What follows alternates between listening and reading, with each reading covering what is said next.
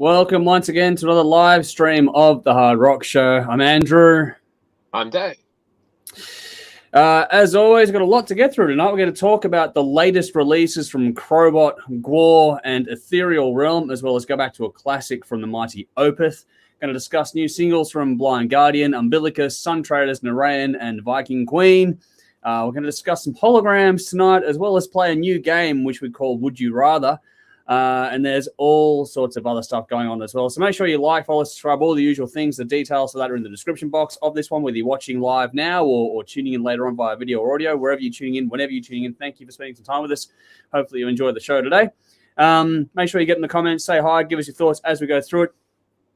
In that description box, you'll also find a lot of links to the stuff we're referencing here tonight for just tastes of tracks or singles, whatever else as well. And also, you'll find the details for our fantastic sponsors. So a big thank you to Squidding, Screen Printing, Alt, Cult, and Rockstar Finance. If you can find them, give them a like, a follow, a share as well. That'd be greatly appreciated. But make sure you hit the like button for us too and give us a share and get in the comments. And all sorts of stuff helps us with the algorithms and all that kind of useless crap that everyone talks about. But hey, we're no different from anyone else. But yeah, like I was saying, lots to get through. But yeah. How you going, Dave? Yeah, I'm good. I'm healthy, happy, quiet, cold. That time of year where it's too cold to do anything, which is good because I've got no money to do it anyway. Such as the times.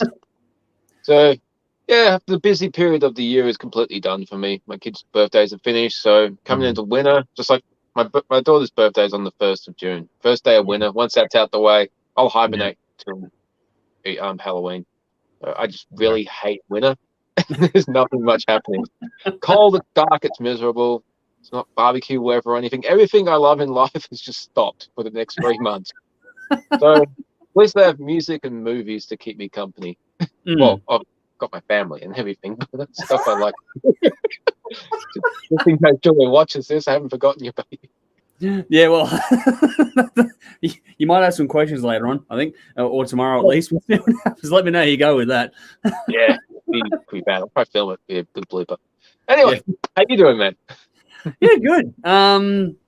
All good. Just flat out. Like, it's insane how busy we are. Like, the day job's absolutely bonkers. I was talking about it before, just how crazy it is. Busy all around, which means that the time that takes and eating into this stuff, like, it's just full on. Just keep trying to find that rhythm. Like, it's all good. Everything's happy, healthy. Well, it's funny. We're still dodging COVID at this end when we know so many people that have had it. Jody just spent some time in Queensland with her family, and she had to sort of stagger her arrival time because brother and sister-in-law ended up with COVID as well just before she got there. So it was just sort of all this back and forth with everything. So we still managed to avoid it, even though so many people I know have got it at the moment or have had it recently. So everyone's happy, healthy, well. It's just we're flat out. The whole lot of us are just, Jody's busy at work. Zach works with me, obviously. We're just flat out. So finding the time to get everything done is a struggle, but at the same time, out of everything that could go wrong at the moment, that is the best problem to have, kind of thing. I'd rather be busy than quiet. I don't have the same problem as you when it comes to winter. I'm much more of a winter person than you. I don't feel the cold anywhere near as badly as you do, so I'm still rocking up to work in T-shirts and people are freaking out. But hey, that's just me. Crazy. But yeah, so everything's good. Nothing to complain about. We've got some people in the comments here saying hi, so I'll get to that in a second. But yeah, no, we're all good. And hopefully everyone out there is keeping well as well. Stay safe, stay healthy, all that usual stuff that everyone gets you to do too. Rowan over on YouTube's giving us the horns as always. Good to see you, buddy. Hopefully you're keeping well. Dean is saying, hey, lads, hope all is well with you both and your families.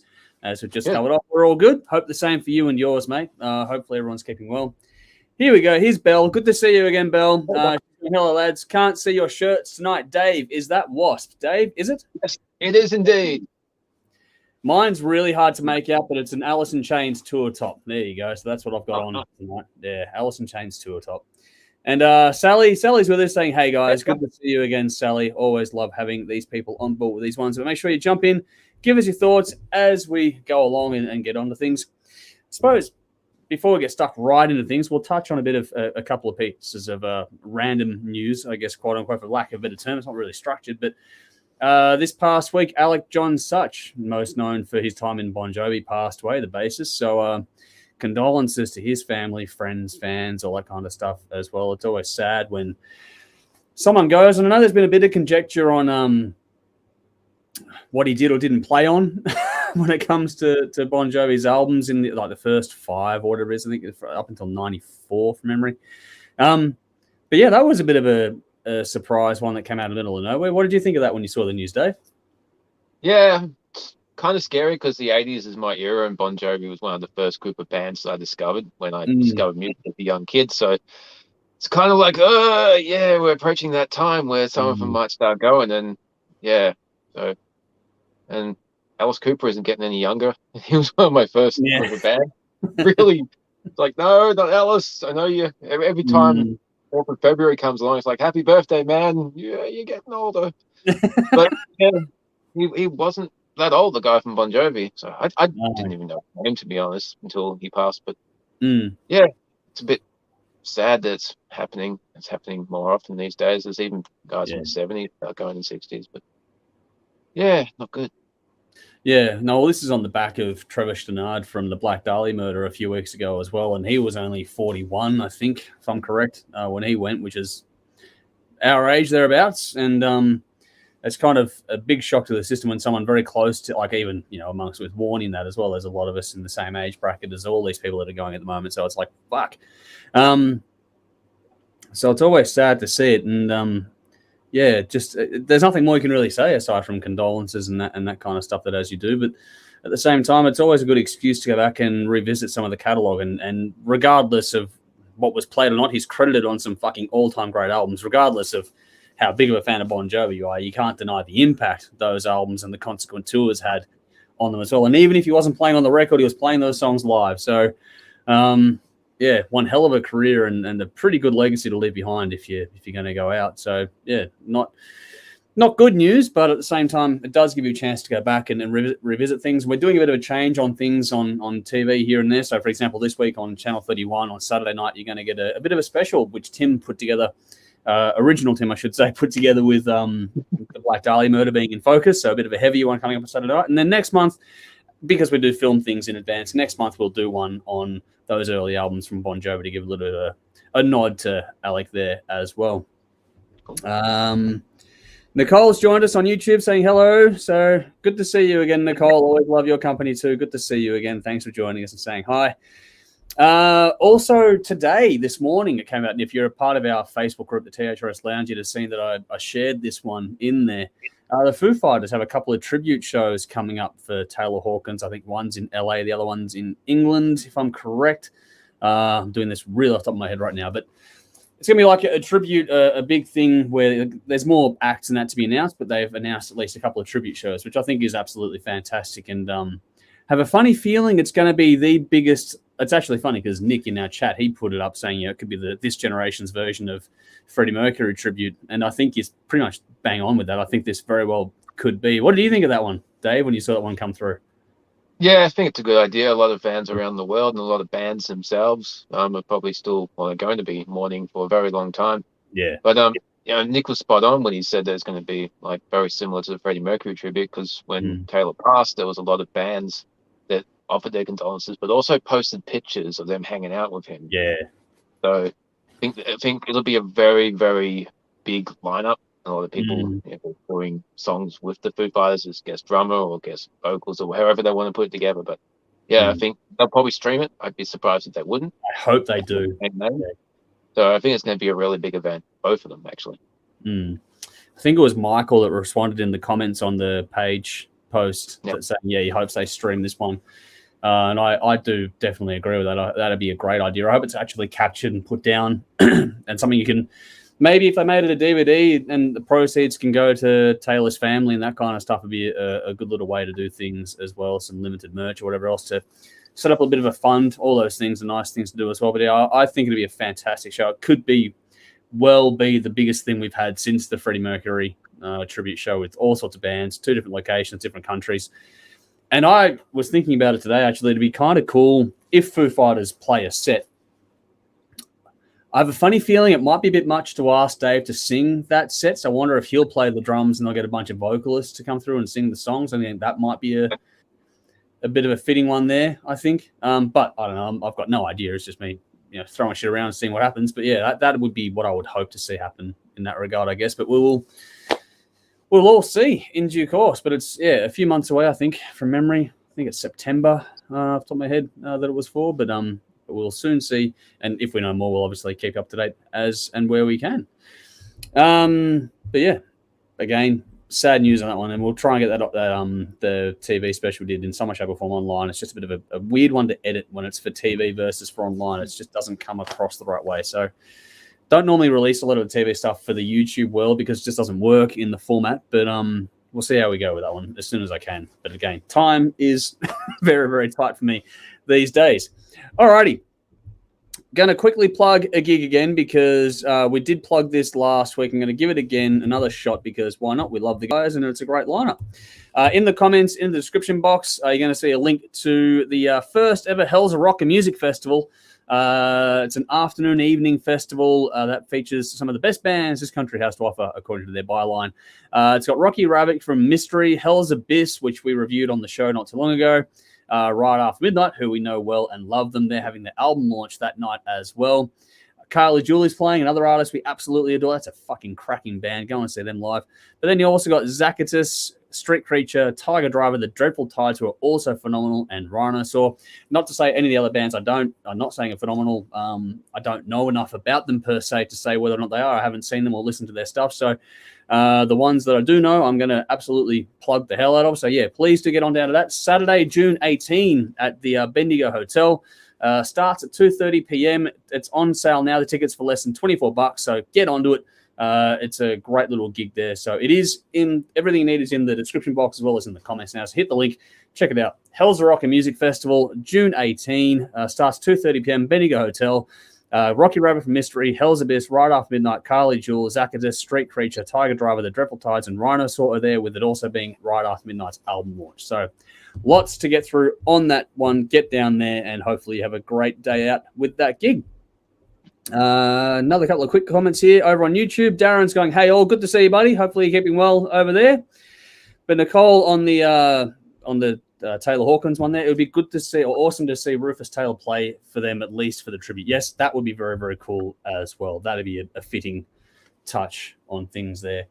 It'd be actually kind of fitting if you had the remaining members of Queen, and even if you could get John Deacon back for one show to do Somebody to Love and have someone else do vocals, or even you could do it with the current lineup, but that would work well. That'd be kind of cool to see that getting played at that. But I don't know, we might do a discussion point of that at some point as we get a bit closer to it and see what happens with that. But lots of ideas, lots of potential in that to see what happens in there. But yeah, give us your thoughts on that as we go along. And I guess if there's nothing else you wanted to add in there quickly, Dave, or are we going to move on to the singles? I think we'll move on to the singles. Alrighty, well, first things first, I know it's a band that you enjoy, so let's get stuck into it. Let's get into the latest from Blind Guardian. In the comments, in the description box, you're going to find the link to their latest single, which is Blood of the Elves. So the band is Blind Guardian, the single is Blood of the Elves, the YouTube link is there. Go and check it out while we give our thoughts on this one. It's the latest single from the band's upcoming album, The God Machine, due September 2nd, 2022 via Nuclear Blast.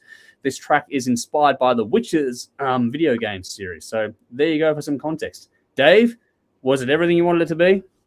Oh, yeah. I love this band. They can do no wrong. I do have one question about the title. Blood of the Elves. I didn't know elves were so menacing that they had to be slain. I mean, talk about punching down to the defenseless little people. All that aside, this is... You don't play enough fantasy, mate. Elves can be nasty bastards, but they are. I'm sure they can, but I just think like Santa's elves and that little dude from Bad Santa. Right, yeah. Elves and just like, Jesus Christ, is Santa going crazy? You're not getting your job done, damn it. Anyway, time to be serious. Sometimes the nutcrackers, eh? Oh, the images, man. The images. Oh. Sorry, anyway. All good. But yeah, as I said, Blind Guardian can do no wrong. But if you've been keeping up with their career, the last couple of albums have been symphonic with lots of choirs and lots of orchestration and very big grand sounding. Seems like they're moving away from that for this upcoming album, because this is more traditional, old school heavy metal / Blind Guardian. But they're still making it as grand and big as their albums. They just ditched the choirs and the orchestras, which is cool. They've done as far as they can with that. It was an experiment. They're not a symphonic metal band. They just decided to fuck around with that sound for a while. So if you don't like that and you prefer the traditional Blind Guardian sound, you'll be happy with this. The playing is full on. Solos are excellent. Battlefield lyrics. Game of Thrones fans should love this. And Yeah. if you don't like Elves, apparently. Yeah, this is cool. It is a cool song. It is a very direct and punchy song. Lots of energy. This thing kicks off from the start and just doesn't really let you go. Big chorus on this. Nice big hook in there too. Really does get stuck in your head nice and easy. It's still epic. I know that you're talking about it being more direct, and you're dead right. It's more direct. It's less, symphonic and grand, quote unquote. But it does still have that epic feel about it. I think reading up on this one, the band was saying it does reference more to the 90s for these guys than stuff afterwards. But if this is a taste of things to come from the album, I think a lot of fans of this band will be happy with what this is. I mean, it's nothing stunningly brand new, oh my God, but it's just a really damn good track of the genre. If you like anything sort of power metal, battle metal, all that kind of stuff, this is one you're going to really want to check out. I think lyrically it was done well. It fit the theme of the Witcher-oriented stuff nicely. I know that we're having a bit of a joke, but no, I think it's a very cool track. Good story, good lyrics, good hook in the chorus. Big, punchy energy on it too. Some great... There's a really cool moment in this one where it slows down before the solo. I thought that was really well done, and the solo itself was great too.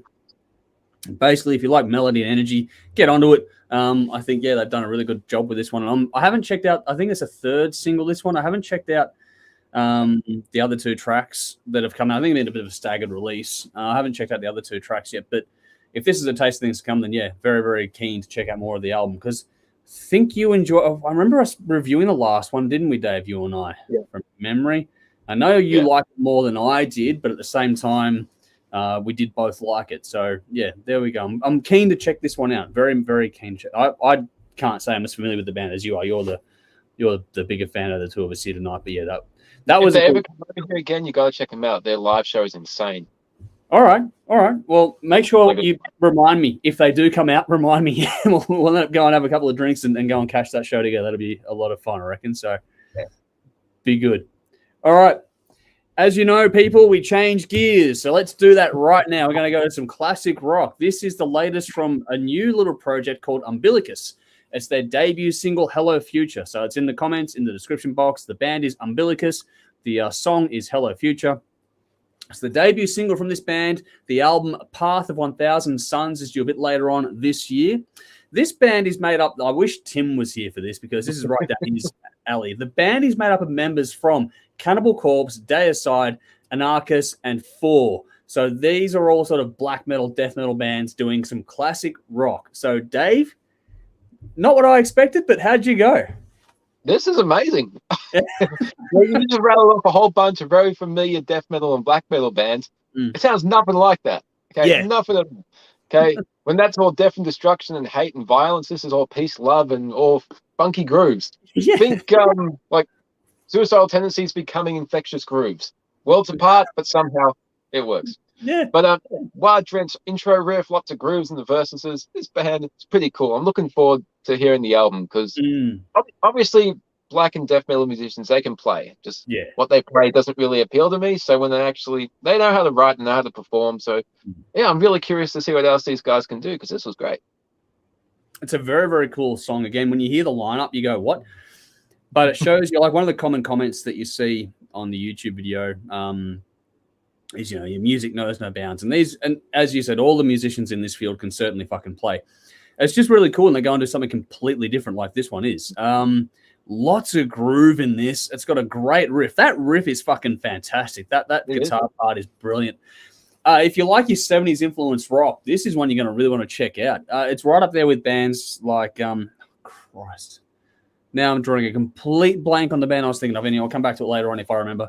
But there's a heap of that resurgence of the 70s sort of coming through, and this would fit right in with that field. The pre-chorus, though, puts me a little bit in mind of Foo Fighters with that vocal effect, like more recent Foo Fighters. Yeah, there's a bit of a touch of that to it as well. Lots of melody, great harmonies on this too. The harmonies was actually the really surprising part. When you think about, black metal, death metal, you don't think about really, and the vocals are incredibly clean, like really old school retro tones, right down to the vocals. It's got everything from that era I just brought up to today. And how they put it together is just really well done. Yeah, the harmonies just fucking jumped out at me. There's another song with another great hook in it. This has everything you want out of this style of music. It's refreshing. It's a lighter kind of song, a bit of a Hendrix feel in the guitar work, I thought, at points as well. Yeah, this is just refreshing and fantastic. I think anyone and everyone can probably enjoy this. It's not the heaviest thing out there, but it is definitely that 70s classic rock. If you enjoy that kind of feel at all, get on this one now, because I reckon that album is going to be an absolute cracker. I don't know when it's coming out yet, but it is due later this year. So that is a brilliant song. Well done. Great lead-off single for that outfit. Back to Blind Guardian for a second. Darren saying another epic fantasy-laden song, Blind Guardian never disappoints. So there's some good feedback there for Blind Guardian. But Darren's also said Umbilicus, really cool 70s feel. So there we go. There's some nice feedback on that one too. Keep it coming, Darren. Let us know what you think of the other ones as we go through. Again, changing pace. We're going to do a bonus single tonight. We've got 5 singles to get through tonight instead of the usual 4. But next up is Melbourne band Traitors, a band that we've actually covered on the show a couple of times in different regards. This is their latest single, Crossroads. So the band is Traitors. The song is Crossroads. It's in the description box, in the comments. Like I was saying, latest single from Melbourne band. They're label mates with Tim and Brendan's Eat the Damn Orange. And there's a video on the way soon as well. So, Dave, I know that on the last week's TV show, I forget now, timeline's all fucked up, but in one of the ones we filmed, we played went back in time with the Traitors track, because we didn't have a video for this one yet. Now there's a video coming, so I'll have to squeeze it in the coming weeks, next month, that one there. So that'll be definitely getting some TV time. But anyway, how'd you go with this one, Dave?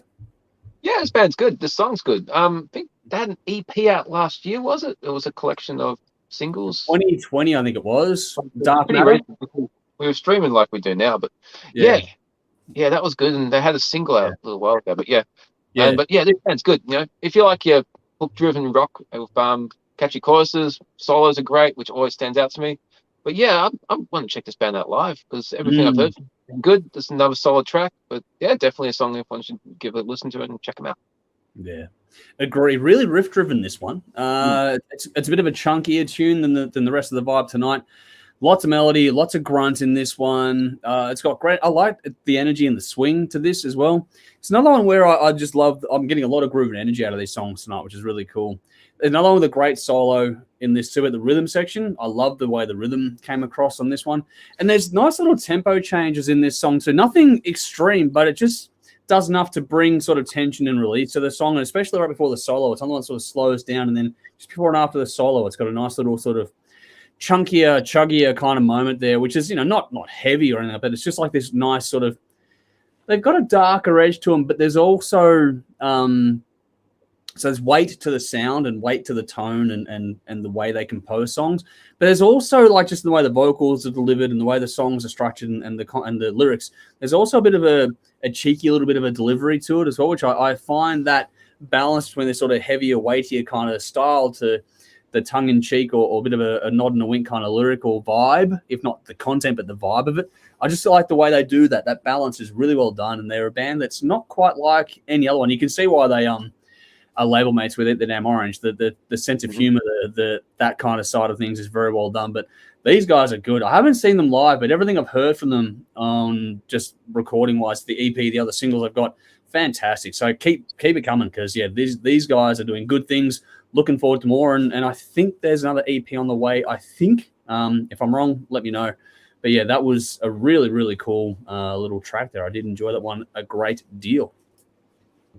Alrighty, back to Umbilicus for a second. Nicole has jumped in saying liking the Umbilicus groove. There we go. I think that'll be a common theme with that particular track. That is definitely a very, very cool one. So yes, well put on that one.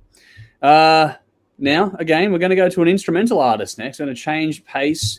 It's another one we covered last year back in 2021, but this is the latest from Narayan.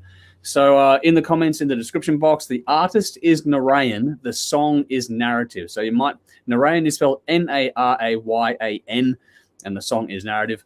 Please do get on that, check it out, and let us know what you think of that. Before you get stuck into it, Darren also said on Traitors, Aussie pub rock can't beat us. There we go. More positive feedback on more of these songs here. But let's move on. Let's get into some technical, proggy, instrumental kind of stuff here, Dave. This is the latest from Narayan, like I was saying. It's the latest single from Melbourne instrumental artist. We love the EP. I forget the title of it right now off the top of my head. It's something to do with animals, so I forget. But from the artist, Narrative was derived. This is a quote about the song. Narrative was derived from investigating one's own self-talk. How do I communicate with myself in my own intimate company? Is it helpful or harmful? How much of this dialogue is actually mine, and how much do I already believe? Which is the sort of premise for this kind of song. And Dave, we both really enjoyed this artist last time around. So how'd you go? Yeah, fantastic. That write-up blurb, that like really, really speaks to me. That's fantastic. Okay, cool. Really well. But yeah, you kind of get stuff like that when you're listening to this guy's music. I got a lot of that with the previous EP, which as you mentioned, we both loved that. But yeah, as soon as I heard this guy's got new music out, I was like, this is going to be great. I didn't even have to listen to it, and I know it's going to be great. But yeah, I listened to it, and it certainly didn't disappoint me. This is something really special about the melodies and the tones that he creates in his music, and it gets you thinking. So when you brought out that blurb, it's just like, these are the kind of things that the music inspires within my brain, at least when I'm listening to it. But yeah, as you mentioned, it's got that prog rock sound. It's got your guitar virtuoso tones, just going through one of those effects processes you get at the guitar shop. Just like, this tone's cool, this tone's cool. It just sounds beautiful. But yeah, the song opens with a nice Middle Eastern type feel to the intro. And then you get the cool groove. There's that word again, groove. And big chunky chords. Hardly bring them all together. It sounds beautiful. I think I've said tone a few times, but I think that comes down to the player's feel, the way that he just his feel is really cool. Like brings a lot of emotive qualities to his playing. But yeah, the solos and the melodies just amazing. So I'm hoping to hear a lot more music from this guy. This guy's good. Yeah. It's been really productive so far. I think from memory, the EP is called The Reptile Mind or something like that, or it might be a song. It's something like that. But anyway, check out all this guy's work. It's brilliant. He goes from strength to strength. The Eastern style opening, which you noted, I love the start of that. But after that, it just launches into this beautiful piece of work. If you think instrumentals are boring or too technical or whatever else, check this one out for sure, because this balances those worlds really, really nicely. It's interesting. It's engaging all the way through from start to finish. There's great drama, great tension release. I said that before, but this song really has that. And you've mentioned groove as well in this one. I love the flow, the swing on this track. Very, very few do it as well as this sort of outfit do it. It's, a guitarist and a drummer, and they've got this connection, this feel, this swing and groove that just makes this style of music, or they stand out in this field in a big, big way. The video is really simplistic. It's just, this mountain, I think it was Mountain Buller or something. It's one of those mountain ranges or the Grampians, something like that. But it was a really simplistic video, but it's sort of a foggy hilltop kind of thing with some sparse trees just, playing there. But the foggy backdrop was a really good touch. There's just a performance video. Chops for days on the guitar work, as you'd expect. But if you love, your sort of prog or technical stuff, this has that as well, but not at the point where it's going to make people like me, who sort of, my biggest thing with sort of Dream Theater stuff is it gets too technical, too progressive, that kind of stuff, too many hard right and left turns. This has a great flow, and it's organic. It's a really engaging piece of music that anyone and everyone can get into and check out. I think the composition is brilliant. It's a complete song in all ways, just doesn't have vocals or lyrics. I think that the synth touches on this are really well done as well. It really does bring something to the atmosphere of this track. I think if you gave me a gig with these guys and the Omnific, that would be an amazing night, wouldn't it? That would be fucking brilliant. So yeah, that'd be just a 1-2 punch that you would not want to walk away from. So yeah, get onto this one, please. And if you like this, check out the other stuff from Narayan as well. Everything about it is fucking brilliant. And more, please, as soon as you can. I know it's not the easiest thing in the world to do, but man, I would love to hear much, much more. This is just brilliant stuff. Very few do it as well as this guy does. All right, some comments. Rowan says, I dig this one, which is cool. Nicole says, I haven't heard a decent instrumental since Surfing with the Alien. This is smoking hot. Here we go. More love for this one. And Darren says, really cool. Love the groove. Big lover of instrumentals. So there we go. That's 3 out of 3 or 5 out of 5 of you include us as well. Lots of positive feedback for that. Cool. So yeah, this one couldn't recommend highly enough. Honestly, it's one of those ones where you sit there and go, fuck, this is impressive. Yeah, check out all the work. Alrighty. Final single before we move on to some other stuff. This one is the latest from Viking Queen. So Gear, I don't know if you're here tonight, but hopefully you'll see this one at some point. But Gear from Viking Queen is always coming in and saying hi in the chats here and having some fun with us. So This is the new single from his band, Viking Queen, which is the song Fight for Glory. So for this one, I've had to share a Spotify link. There's no YouTube link for this one, unfortunately, but just check that out if you can. Otherwise, just search for Viking Queen. The song is Fight for Glory. I think the subtitle after that is I'll See You in Valhalla from memory. New single from metal band. I think they're from Norway from memory. I do apologize if I'm wrong. I'm pretty sure it's Norway. Just want to be 100%. But it comes after a lineup change too. And I think there's an album coming later this year as well. But thank you again to GWAR for letting us know last week. I'm sure this was coming out. So I went and checked it out straight away. And thought it was pretty cool. But Dave, how'd you go? Yeah, it is pretty cool. This is old school heavy metal vibe. If you like it old school, then you're going to enjoy this. When I'm listening to it, I'm thinking of the guy from Metal Lords. If you remember that movie we did, the guy with the face paint and the whole metal. Yeah. Exactly. Good point. But strong vocals, great lyrics, cool solo. Love the solo actually. But the midsection where you got some fight gang vocals. I'm thinking similar to the last song we reviewed from them. This would be fantastic live at a big festival like Wacken or something with the whole crowd of metalheads just chanting along. This is Viking metal. Perfect title. It's great.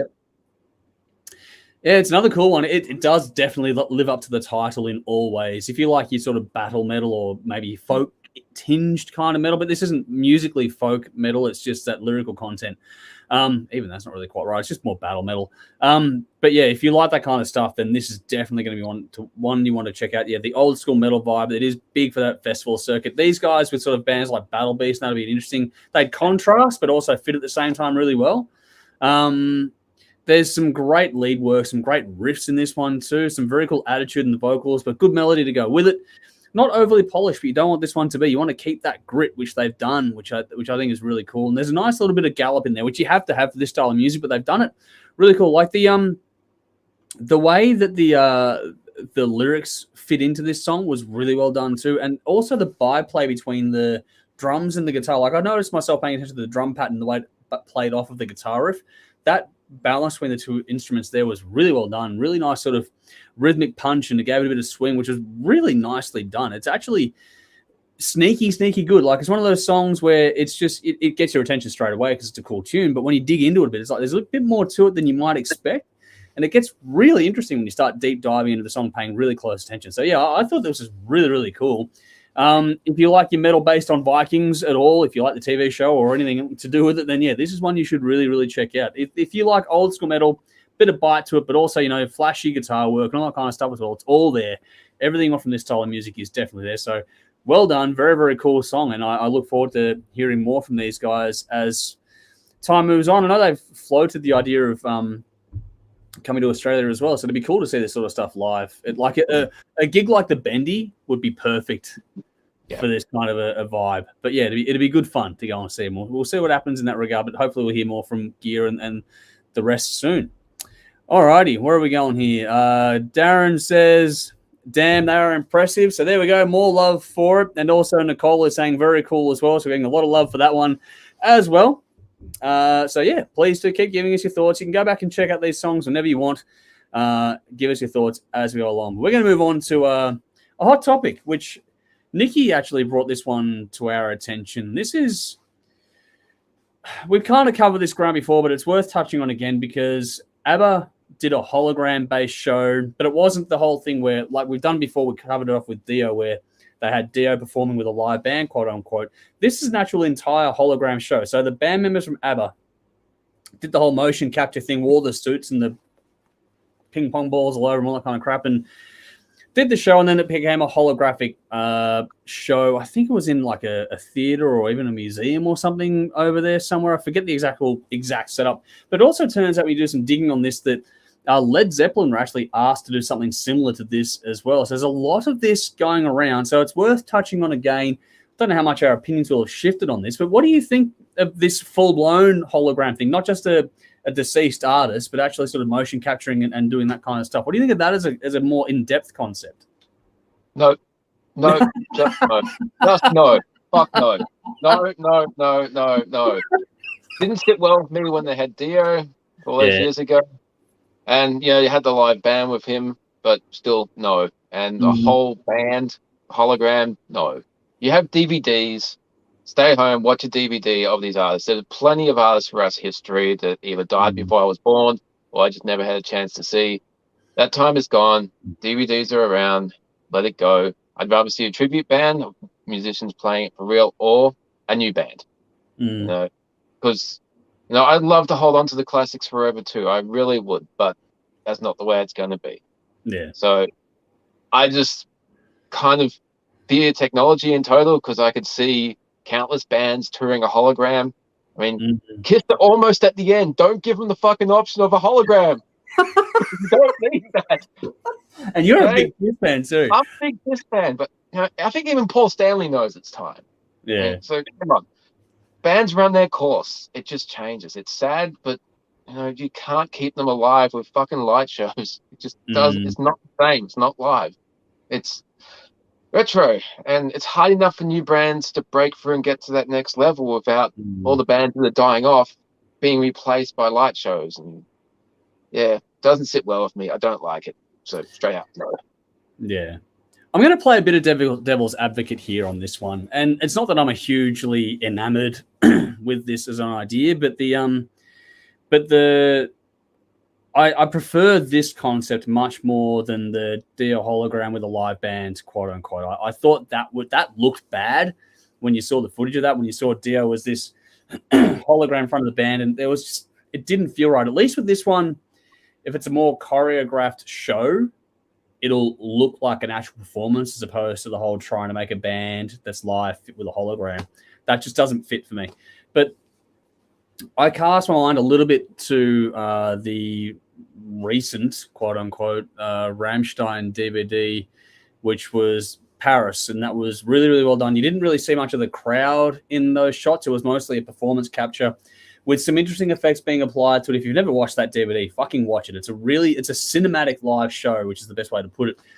And I just think that in terms of, not as a go and watch it live kind of a thing, I'm not so sure about that, but as in the context of things like as a produced content for a DVD, or even, dare I say, down the line, it's not really taking off now, but down the line, maybe the next 10 to 20 years, VR might become a thing for this kind of stuff too, virtual reality sets, and that might become more engaging in this regard. So I think it's not a bad thing. It's also a way for bands to, if they do the motion capture stuff, they can put together a produced live show with that sort of stuff without actually going out and taking it on the road. Like, this is something you create as a package, as a streaming event or a DVD kind of thing, and you just release it and sell it, not as a go and watch it in person kind of thing. I don't buy that as a vibe. But I think that with just a bit of a segue, but it does kind of tie in a little bit, where everyone's talking recently about sports, live sports attendance being right down, like the AFL numbers are through the floor and that kind of stuff. It's happening all over the world, different sporting codes, lots of numbers are down. So I think there's people a bit more selective with their time and their money and the risks they want to take with things at the moment. All those things play into it. I think that over time, it's interesting to see where this goes in the context of maybe this is where it could move into things for bands with, if not holograms, then, we saw it during the lockdowns where, Dropkick Murphys performed a live show without it being with a crowd kind of thing. So you can still make these things work. But I think, holograms in this context, for an older band, it's also a neat way. Like you say, Kiss, we don't need to see them doing this as a live tour. That's true. But if Kiss were to put together a really cool album of good songs, new songs, we haven't had a new album for how long with these guys? Best part of a decade now. So if we haven't got a new album or if they were to put together a really cool new album, but then do this technology to do a performance series of videos to go along with it, I think there's some scope for this kind of concept. Not going and see a hologram show live. I don't like that, but I think there's ways to use that motion capture now that sort of gap has been breached, kind of thing. I think that we might see some interesting things happen in that space. Does that kind of appeal to you more if it was Kiss doing a new album of songs, new stuff, but instead of playing it live, you'd do this and release it as a streamable bit of content or a DVD? I'd like a new Kiss album, but I don't think necessarily need a video to go with it. Okay, cool. All right. But yeah, new Kiss album. Cool. I like Monster and Sonic Boom. I know most people don't. They were great. Like them. Yeah, Monster was great, actually. Monster's great. Yeah, underlooked. Sorry, underappreciated, overlooked. Take your pick. But yeah, interesting sort of concept there. I know that a lot of people will hear hologram and go, fuck, but I just think, not in the context of what is being talked about, but I think that there's some spin-off capability that might be interesting to watch play out over the next sort of 10 to 20 years. We'll see what happens. I could be way off base, but just it'll be interesting to see. Yeah. What do we got here? Here we go. So Nicole says, nope, just nope. So Dave, you're going to get some things here. Darren says, nope. There we go. Another one, not for me. Vinny says, playing devil's advocate, though, it doesn't sit well with me seeing aging rockers struggling to keep a decent note. I find it difficult to let it go, and I enjoy reminiscing. So for me, I actually don't mind it. So there we go. Also from Vinny, Queen did it in a roundabout way with Freddie in the background as a projection. The crowd erupted. The vibe lifted another gear. There are ways. That's what I'm saying. There are ways to make this work. Not as a touring act. That's not the thing. But there are ways to make this viable and do something. Rowan said the same thing here. Queen actually did it for the hologram performance in the carriage at a 70th Jubilee. So there we go. That's recently as well. Sally says, not into the idea at all. Too impersonal. We have enough computer-type business in our lives without including the Rockstar holodeck. So there we go. There's a Star Trek reference there for everyone playing at home. There we go. It's an interesting concept, though. We'll see what people think of it as we go along. But I just, not as a touring act, but I just think there's ways to utilize the scope. Anyway, let's move on to something really new. We haven't done this before. This is a game that actually, it's funny that Dave and I are the ones doing it tonight because you and I are the only ones that actually discussed it face-to-face before this concept. This is a new little game called Would You Rather, and this is where we put a hypothetical question out there, and you have to choose one of the two options on the table. You have to choose one of these two. There's no sort of, like before, I sort of segued and stuff. No segueing, no whatever. This is just, okay, would you rather? And the options are this. A new Guns N' Roses album with Steven Adler on drums, or a new Motley Crue album with John Crobot on vocals and guitar. Those are your options. So would you rather either a Guns N' Roses album with Steven Adler on drums or a new Motley Crue album with Jason Crobot? Both new albums. What would you prefer? I'm curious. I have a feeling I know which way this will go, but Dave, which way did you go? Oh, obvious. Yeah. Guns N' Roses with Steven Adler. That'd be interesting to get that old feel back. But yeah, I can't see it happening. But it'd be nice because Steven Adler can still play and the band can still go. But I don't think we'll get new music or new non-demo music. But as far as Motley go, I'm not a fan of that album with John Crobot at all. I mean, I've heard it a few times. Everyone was banging on about it about 10 years ago. And listened to it a few times last year when we did the Motley Crue special. And every time I've heard it, it gets harder and harder to listen to. Because it's like 70 minutes of just similar tempo, and it's not what I want from Motley Crue. I would rather an album with Vince auto-tuned to the shithouse if Motley Crue sounded the way that Motley Crue should. Wow. As far as the Motley Crue album goes, I would rather just give me what Motley Crue. Give me another Saints of Los Angeles. That album's fantastic. That is a good album. But yeah, as far as this question goes, it's definitely Steven Adler with Guns N' Roses. Wow. The comments are lighting up. This is going to be a good little fun one to get through, actually. I'm going to go the other way, and there's a reason for this. Okay, I think we've heard what Steven Adler has to offer with Guns N' Roses, and we've heard that at the peak of its power. I don't know if they can better what they did before. The Crobot album with Motley Crue, I think is really, really good, but what was better, like you heard the stuff they did, there was 2 tracks they did on the compilation album that were after the album, and that you were left with a feeling that they had so much more in the tank. So I personally feel we never actually got to hear, because the first album was them feeling it out. Where they were going to go next was they could have done some really cool stuff with Crobot if they'd have actually allowed enough time to form and be a really fully fledged band, completely creative, incorporating some or more of Johnny's ideas into the Motley Crue sound. I would rather hear a new Motley Crue album with John Crobot, because let's face it, the weakest link in Motley Crue is Vince Neil. So I think you're doing an upgrade at the position. I think that Guns N' Roses have done pretty well with Matt Sorum or whoever else you want to put on drums for that band. So I know Steven Adler is Steven Adler, and Adler's Appetite stuff is fantastic as well. I just think that with the Guns N' Roses side, we've really seen the best of it. I just felt that when Motley Crue and Crobot left off, they had so much more in the tank, and they were actually sort of gearing up to things. I would have loved to have heard what they did next. Even when we did the special last year, I was thinking the same thing. So for me, that's where I land on that one completely. I just think, there was so much more to go. I would have loved to have heard what they would have done next. So for me, definitely a Motley album with John Corabi back. That would be my pick out of these ones. So there we go. Gives you a hard choice. Like I said, we're getting some comments, and you and I are on opposite sides of the coin here. So let's see what the comments are. I prefer a 6 a.m. album. I would too, to be honest. That'd be great. I'm looking forward to them. I would like to hear an actual, like they did the 21, or is a new single out. I want to hear 6 a.m. actually get in the studio and write a new album. That'd be fantastic. Yeah, full new album. Or even Brides of Destruction. I think you should get that band back together. Yeah, that'd be cool too, actually. That'd be really cool. We are segueing. We always do go in random directions. But that would be I would love to see that. Just we'll see what happens. But anyway, let's see. Nicole says Guns N' Roses, so here we go. But Brendan, good to see you, buddy. He's going Motley with Corabi, so we're getting different coin toss here. All right. Sally's going Guns N' Roses without a doubt. But then Darren says Motley with Corabi, so it's 50-50 at the moment. This is cool. Belle disagrees with me. She's with you, Dave. Gunners all the way. But Vinny on the other side says Motley, time to give Vince Neil the big boot. Love their self-titled album, so there we go. And Rowan says on the flip side, Guns N' Roses would have the better chance of making something good. Ooh. Oh. Harsh. Harsh. Yeah, shouldn't have to carry that band, man.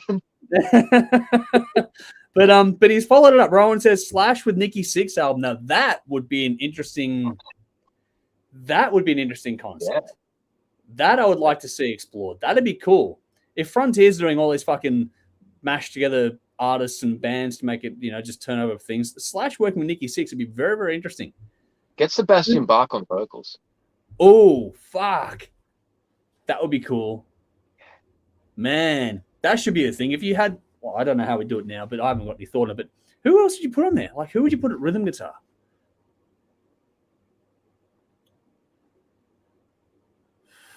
How's this for a twist? Jerry Cantrell, he can do the rhythm guitar and the backing vocals, harmonizing vocals too with Bach. That'd be just, if we're going to fucking wild, just swing the fences here, that'd be cool. That'd be cool. And bass. Who do you put on bass? Oh, no, bass is Nikki. Sorry, drums. Steven Adler. No. I've got to go something different. You'd want a punchy drummer for that, wouldn't you? Yeah. Rock drummer. Let us know in the comments. Who do you put in the drummer in that one? I've got some comments here. Jolie's good to see you again. Good to see you back with us. Totally cool, Sebastian. Yep. Brendan's saying supergroup in the making. Vinny says Craig McLaughlin on the rhythm guitar. Just needs to bring check 1-2 with him. Good choice, Bell. Mickey D. There we go. That lines it up. Mickey D would be perfect. Good choice, Bell. That is a stunning choice. We just created the best band of all time. Yes, definitely. But back onto the 50-50 split. Here it is still again. Matt has joined us. Thank you for joining us. And he's going Corabi with Crew for me. So we are getting a complete 50-50 split on that one. That's a cool little... I can't wait to clip that and just put it as individual content. Just see what happens with the comments on that one, because that's going to be a lot of fun to see what happens with that. But it's so cool how you and I were each way, and the audience are going 50-50 split on that as a topic tonight too. That's cool. I think we got a little bit of a winner there. Would you rather is a good little fun bit of topic. Yeah, I like it. Yeah, it's cool. Yes, definitely. Oh, Sally. It's a massive step down for Slash to be with Nikki, if you ask me. Can't stand 6 a.m. either. Love Slash. Ow, harsh. I think Nicky's better than people think. He's a good arranger as well. He's a great one. Yeah, good composer. All right. Well, fair enough, though. Horses for courses. If Sally doesn't like... But she doesn't like 6 a.m. either, so there we go. But you love Slash. So just be interesting to hear those styles, because one's really direct and one's really loaded in the blues. So it'd be just really cool to hear those styles. But yeah, Mickey D on drums with those two, that'd be a fucking monster. That'd be monster. All righty. Let's do some reviews before we get out of here tonight. Unless there's anything else you want to throw in there, Dave, quickly, or we just move on? I think it's good. We'll move on. All right. In the comments, in the description box, you're going to find a little link to the first sample track, I should say, or reference track is the term I use normally. The first reference track for tonight is for a band called Ethereal Realm, and the song is Nightmare. It's a live clip, so it's not a studio version. It's just a cam in a bar kind of thing with these guys. But the band is Ethereal Realm. The reference track is Nightmare. Sorry, quickly here. Darren has just replied going, 6 is a great bassist and songwriter. So there we go. You're getting a lot of back and forth on that one too. Would you rather? I'm going to keep finding ways to milk that one. All righty, but anyway, we're going to move on to our first review of the evening. The reference track is in the comments in the description box. It is Nightmare from Ethereal Realm. But here we go. Ethereal Realm, Enter the Realm, 4 tracks, 19 minutes. The debut EP from the Sydney band, released May 2022 independently. Mixed and mastered by Mark Scully at Studio 57 Records. No singles as yet from this one, although there are a few live videos, which I have just shared there as well. Special thanks to Black Ruse Entertainment for bringing this one in. They sent me an email a couple of weeks ago, which had like 3 or 4 Aussie bands in a row. So we'll get to the other ones later. I'm going to do Sonic Circus next week, but we'll get to those other ones over the coming weeks as well. There's some cool little releases in there. But Dave, how'd you go with this one? Yeah, this is really good. Really, really good. The more I listened to it, the more I enjoyed it. I really like the raw production. So many releases these days are so heavily polished and everything's flash and everything crystal clean. This keeps it raw, and by doing that, you let the songs really just jump out. Everything is on its own merit. There's no flash, fancy intros or like sampling shit to set a mood or anything. It just gets straight down to it. And actually reminds me a lot of the first Iron Maiden album. I got that. Really connects those two albums. I thought, fuck yeah. If this band can have that career, I'd be happy for them. They kick off with a song called Reign of the Crown.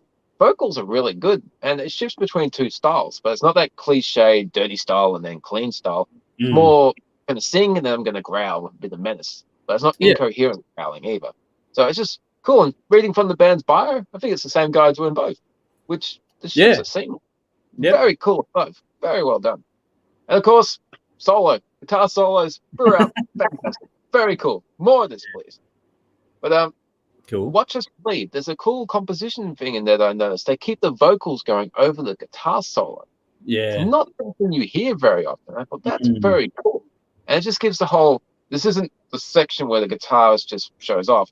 It's still part of the song. Yeah. And we can still keep the story going while the story continues with the solo. Very, very great idea.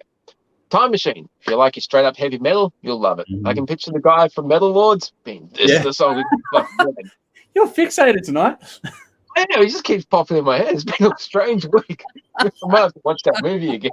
But yeah, and that just guitar tone, the structure, the performances, great songwriting. The world of heavy metal. Yeah. Now it's interesting. The closing track, Nightmare. Everything about that song is fucking great. I absolutely love it. The vocals are instantly memorable. Got a nice quiet mid-section in the middle. It's an epic track, and it clocks in at just under 5.5 minutes. Yeah. The sudden ending of that is a little bit jarring. It's just like, okay, this track stopped. I like Might that. work well, but yeah, it was a bit of okay. But it put me in mind of those career retrospect DVDs that bands put out, like Iron Maiden's 12 Wasted Years, where you'd have like a montage of the band, like different singles that they released and videos and footage, and you have like a song played over it. This song would be perfect for a career retrospect from this band. So if they're around in 12 years, hopefully they can do it. And when you said that they've got like a video on YouTube of like a performance, I think it was a great choice for this song because it's just got that whole, this encapsulates the band and what we do. Yeah. Very, very cool song. If you don't listen to anything else in this album, check out this song, at least. Yeah. But I think it's 5.5 out of 10. No, 8.5 out of 10. I'm fucking reading backwards today. I swear I'm dyslexic. Fuck. No, say it again, just for the record, what'd you give it? 8.5. There we go. All right. 8.5. Fuck. Getting old, getting tired. Fuck. I'm getting cold. So 8.5 out of 10. That might go up too, but stand out to a Watch It Bleed and Nightmare. Nightmare's fantastic. It's fantastic. Cool. Get on it. I enjoyed the sudden stop at the end of Nightmare. I find it funny that you were sort of caught off by that one, but at the same time, you love I forget the name of the Dream Theater song that has that sudden stop. Pull Me Under. Yeah. Like, you enjoy that one, but this one caught you off guard. I find that to be an interesting little... I think over time I might get used to it. Just like, okay, I'm into the chorus and just, okay, we'll stop. But maybe live, the whole crowd just does the whole last word for him. Maybe that's the point. Maybe. But I found the stop point to be perfect because it makes sure the hook stays in your head after it all because he goes, I have a... And where the word nightmare would come in, that's where the song stops. I just thought that was really well done, actually. And that little reverb, to fade kind of a thing was a nice touch. And it made sure it just actually made that hook anchor in my mind a lot more strongly. So for me, that song was the standout on this EP. But into my wider notes, the band have been around for about 3 years, if I'm correct. And this is our first taste from these guys. There's a bit going on, but if you like your metal at all, this will appeal to a lot of our audience. A little rough and raw around the edges, like you mentioned. Lots of energy and enthusiasm on it, though. Some very cool lyrics and some really good storytelling. I like the storytelling in these songs. Like you, I noted that the different vocal styles going here. There's some of it leaning to the growly side, but there's some cool melodic, clean stuff to go with it too. It's a nice little two sides of the coin kind of an element there. Reign of the Crown has that old school Maiden approach. I made the exact same note there. So the first two Maiden albums, they are the reference point for this one for me. If you like the early Maiden stuff, then yeah, you are really going to get a kick out of this release. That song has a bit of gallop to it as well, which, you know, fits into the vibe and all that kind of stuff too. I just think that was really, really well done. And that feel and vibe and that gallop from Reign of the Crown really flowed nicely into Watch Us Bleed. I think, yeah, that is the song in particular that early Maiden fans will really appreciate the most. But yeah, that was a really cool just way to do things here. Some nice harmonies, the growling stuff in there too, like I said before, but the way they did that was different. Like you noted the vocals over the solo, but also noted how they sort of had the harmonic vocals over the growls or vice versa. And so it was a really interesting sort of layered touch to it there, which is really cool. Time Machine is a bit of a slower track on this one. There's a lot of attention to detail across the board on this one too, but that one in particular, Time Machine, has a nice edge to the tone. It's almost like a lo-fi approach, which suits this band really, really well. You don't want a lot of polish in this style of music. I think that rough vibe, like you were saying, it does work really well for these guys. There are a few little effects on the vocals here and there, just sort of bring a bit of impact to it, but overall it's pretty stripped back. I personally would have liked it to be a little bit warmer. I think it's a bit too cold in the sound, but that's just my taste. It's not to do with execution. It's just a taste thing. And it is just, you know, all the old school things you like about that sort of, it's got that, I keep going back to the Iron Maiden albums because it's got the same sort of feel, vibe, tones, all that kind of stuff to it there. So if you like the first two Maiden albums, this is definitely one you got to check out. You get the feeling from listening to this, there'd be a lot of fun to see it played live. Like these guys would be a lot of fun in a live setting, which is cool. It's what you want for this kind of music as well. They've got some real heat. The kick in this is cool. Nice lyrics. The composition, the energy got my attention across the board. And that was especially true on the track Nightmare. That one really got my attention, like I was saying before. That finishing note was just a really intelligent, to me, composition trick. And just closing the EP on that was just a really, really well done thing. I just got my attention, and I really was surprised at how it sort of caught you off guard. But for me, I found it perfect. So there's a really different, way of looking at it there. This is a really good start from these guys. I didn't rate it as highly as you do, but at the same time, I think there's a hell of a lot of potential. I think that these songs are good. I just think that Nightmare being the closing track, that's where I think that band nailed it. The rest could have just been a bit more refined, but that song is worth the price of entry alone. If you listen to one track, like you said, Nightmare is one you got to check out on this EP. But it's a very cool EP. It's like 20 minutes of your time. Go and check it all out completely. Make up your own mind on it. I really did enjoy it, though. I gave it a 7 out of 10. But yeah, Nightmare, definitely, that is the track you have to check out from this one as well. But very well done, very cool, and thanks to the label for sending that one through to us as well. All right, let's get some comments. All right, here we go. Rowan has gone, next time on Would You Rather have Steve Vai or Joe Satriani in your band? Oh my God. I'm not going to get into it now because Darren has also said, Rowan, I tap out with that too hard. Nicole's gone, I'd have to go with Satch. But would love to hear a bit of it. Okay, so back onto we'll go back. So yeah, that'd be an interesting one there. Would you rather Steve Vai or Satriani? I'll make a note of that, Rowan, and we'll see if we can squeeze it in. We'll take some time to think about that one, I think. That's a tough one. But Nicole says about Ethereal Realm. She's gone, would love to hear a better version as it sounds cool. Here we go. It's a metal church, ton of bricks, stop. Yeah, that's very, very true. Very, very true, actually. Ton of bricks, yeah, good one. Darren says, yep, this is traditional metal, cool, nice.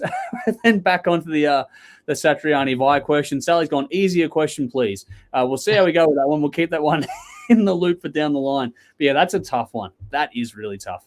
Good question there, Ron. We'll have to take some time to think about that one. Alrighty, changing pace as always. We're going to move on to the latest from GWAR, keeping in the middle side of things going tonight. So in the comments, in the description box, you have a reference track from GWAR is the song Ratcatcher. So if you're not familiar with the band is spelled GWAR, and the song is Ratcatcher, one word. So let's get into this one now. This is an album that Tim was hopefully going to join us for tonight, but couldn't make it in the end. But this is GWAR with the new Dark Ages, 15 tracks, 66 minutes, the 15th studio album from the American band, released June 2022 via Pit Records. I've got no idea who produced this one, but there have been 3 promo tracks released, including Motherfucking Liar and Berserker Mode. There are guest spots here from Lizzie Hale and Hey Steve. This album is meant to accompany a graphic novel, which is due a bit later this year. It ties it all together as a concept project. That novel and the physical sort of content here is due later this year, like I was saying before. But Dave, how'd you go? Oh, this is fucking brilliant. I love it. I'm going to do a graphic novel too. It's going to be amazing. But yeah, this is amazing on so many different ways. It's mindless fun. It's loaded with dark humor. And the lyrics throughout are fucking brilliant. For example, the opening track, New Dark Age, we get the line. Stupid motherfuckers, get your hands up in the air. The world has gone to shit, but we don't fucking care.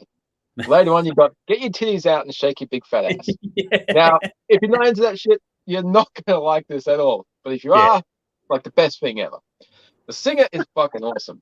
Clean vocals are good. The harsh vocals are good, and he picks the right style to use at the right moment in the song. Plus, he has personality and humor in his delivery.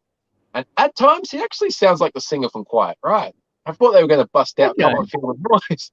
Yeah, no, I get what you mean with that. Yeah, I get that. Got that right harshness. But Berserker Mode, that is a damn cool song with an excellent harmonized solo.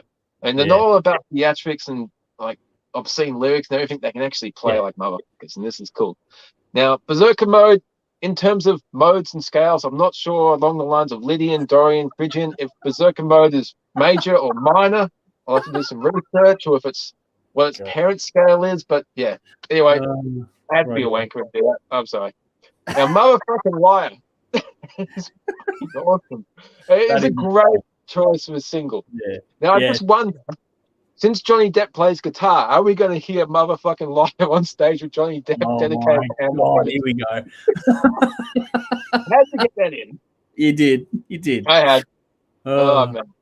But you know, more great lyrics with the opening line to a song called The Cutter, which opens up. This is the first line of the motherfucking song. Straight to the point, simple, direct, it's cool. And then they do change pace a little bit with the song Rise Again. Bit of a dark, slow, heavier number, which is cool. Now, you used Ratcatcher. Yeah, that is so fucking dark and hilarious. It's a twisted song, isn't it? Oh, Jesus Christ. I'm like, how are you getting away from shit in this day and age? Now, if you're into dark humor, you're going to love it. If you're not, keep in mind, it's not real people. Calm the fuck down. It's silly for immature people. These guys behead politicians on stage. None of this is real. Exactly. It should be in that regards in some cases, but it's not. Now, the album closes with 3 songs that make up the Death Whistle. Okay, I saw that and I thought, great, GWAR are getting into Dream Theater territory. I was not expecting that. Okay, I was not expecting an epic group of tracks from GWAR. Now, it's not as epic as it might seem because it's 3 tracks and the first one's only 1:43. The second one is 5:11, and the third is 10 minutes 53. But that 10 minutes is basically just some atmospheric stuff with some percussion towards the end. So, with a fantastic album, that last song was a bit of a disappointing ending because I'm like, what the fuck? I'm actually skipping back and forth. Did I miss something? Is there something going to happen? There's some percussion at the end. Yeah, it was unnecessary. But I just forget about that because the rest of the album's awesome. Just the last 10 minutes was unnecessary. So 8.5 out of 10. New Dark Age, Motherfucking Liar, Completely Fucked, which is a great song. Yeah, that's a good one. And Ratcatcher. Yeah. But, yeah, brilliant. It's funny because we did talk about the single Motherfucking Liar as part of the stream a while back. And I was thinking that like that was not what I expected. When you listen to the whole album, this is what I expected. There's a lot of that humor, that tongue-in-cheek stuff, dark humor. If you haven't got a sense of humor that's on the black side of things, you're not going to like this one. But if you do, it's a lot of fun. That song, Motherfucking Liar, is a pretty aggressive song, actually. But overall, there's a lot of humor in the record. There's a lot going on in this one. There's certainly some drama here. Other bits that make you think that the graphic novel, like, you got excited when I mentioned that, because there are definitely parts of this I feel which will benefit from that. Like, you sit there and listen to the album and have the novel as a companion piece to it. But all in all, if you like your metal with a thrashier edge, you're going to enjoy this. The opening track sets the tone nicely here. Great groove on that. The lowbrow humor is hilarious, and it's front and center while having there's a mean edge, a dark feel at the same time. It's lowbrow, but there's there's some lyrical bite at the same time to it. It's got a good mix. It's got that edge you want for the style of music, but it's all clean, well balanced. Everything sits exactly where it should on this one, and there's some nice subtle sort of panning to widen things out, which I thought was a nice little bit of attention to detail. It wasn't just a blunt listen. There's actually a lot of depth and space in this one to enjoy. There's also some nice dissonance. If you like bands like Voivod, this will also appeal to you sonically because of the dissonance in the notes. But there's also, again, on the flip side, some great use of melody and more hooks than you expect. Like, it's very much a thrash-based record, but there's hooks in this and good use of melody to go with that. It's actually a lot more infectious than you think. Like, Motherfucking Liar, I can hear it straight away in my head. They've also done things to open things up on this one too. There's more aggressive tracks like Berserker Mode, but there's a nice section in the middle of that song which leans into the bass and the twin harmonizing lead, sort of really leading the song. Like that was a really nice touch on this one. But then you got also Motherfucking Liar and Completely Fucked that really add sort of chunky heaviness to this one. They're both two of my favorite tracks on this one. But the album flows really nicely overall. It's a diverse listen, but it fits really well. Unto the Breach was the slower track on here, and that's what I consider to be the middle of the true album. I've left off the suite in that regard. It's a nice little island, but it's also sets the tone for what's to come later with the second half of the album here. The second half is where the theater sort of kicks in. I think that's where you're going to get more benefit out of the graphic novel kind of things as well. The first guest spot with the cutter with Lizzie Hale is really well done, and she's actually a relatively small spot on the song for what I thought you were going to get. But what she does bring to it, that melodic touch, that more softer touch actually for Lizzie Hale, I thought she'd go more full on, but they sort of softened her off a bit, which I thought was actually a really nice contrast to Blother, I think, is the vocalist in this one. And it was just a really nice thing. And because of that different element, it really does stand out in the grand listen overall. That song really does leap out at me. After that, you've got this spot from Hey Steve on Rise Again. That's another different flavor on this one as well. That one actually puts me in mind of Newstead. So, the Jason Newstead's band, that track put me in mind of that. But it's slower. It's a dark and mean track. Again, more storytelling in that side of things too. But then you got some utterly ridiculous tracks like Venom of the Platypus. What the actual fuck? Like, I think these guys from Pennsylvania originally or something like that. Like, fuck me dead. That is a great song title. But then also following that, you got Ratcatcher. That's another dark and twisted. That one is really, that's got some bite to it. That one you've got to take with a bit of tongue in cheek, but there is some really nice sort of darkness to that too.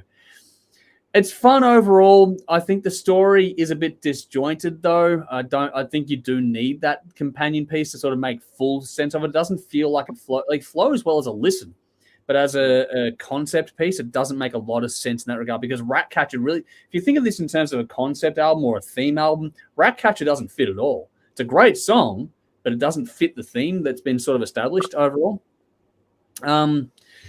It's weird. I think Bored to Death is the actual album closer on this one for mine, and that in the context of that, it's a great track because it does wrap things up.